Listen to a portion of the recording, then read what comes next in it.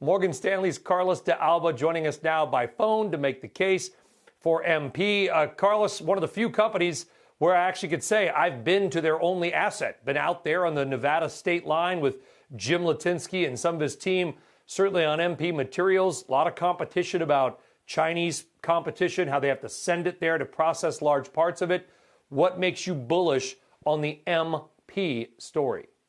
Yeah, definitely, Brian. A very exciting asset that they have, an opportunity that they are exploiting.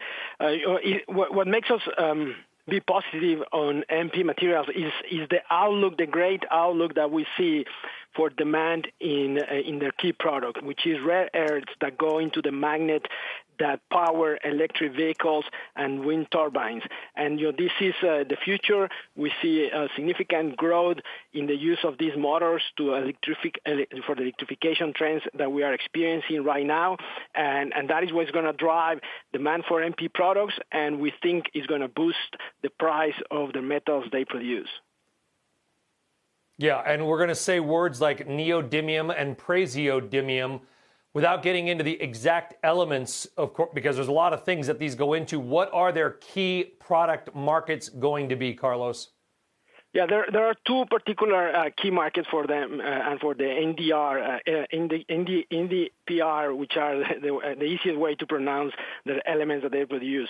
One of those is electric vehicles, and the second is wind turbines. When you looked at the transition, the transformation that we're experiencing today in the auto sector, it is going to be very important for rare earths as they consume around 2.8 kilograms per electric vehicle, and that compares with less than 1 kilogram, around 0.8 kilograms per current combustion engine car that we drive today.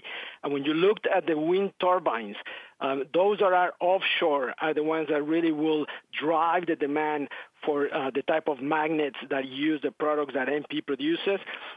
Those consume around 650 kilograms of permanent magnets per megawatt of capacity versus the between 80 to 160 kilograms per megawatt that are used in the geared turbines that we use today.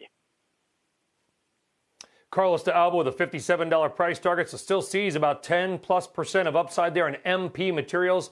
Carlos, a pleasure to get you on the program. Thank you very much.